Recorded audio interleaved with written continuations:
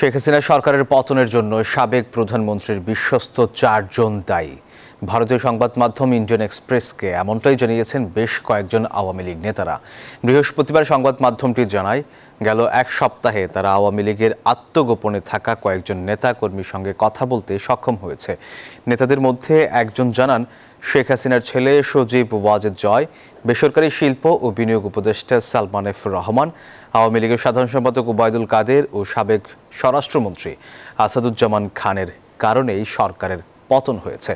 তারা শেখ হাসিনাকে বাস্তব অবস্থা বুঝতে দেয়নি বলেই দায়ী করেন ওই নেতা। এছাড়াও এই বছরের জানুয়ারি মাসে অনুষ্ঠিত সাধারণ নির্বাচনে বিএনপিকে না আনা শেখ হাসিনার একটি বড় ভুল হিসেবে বর্ণনা করা হয়েছে।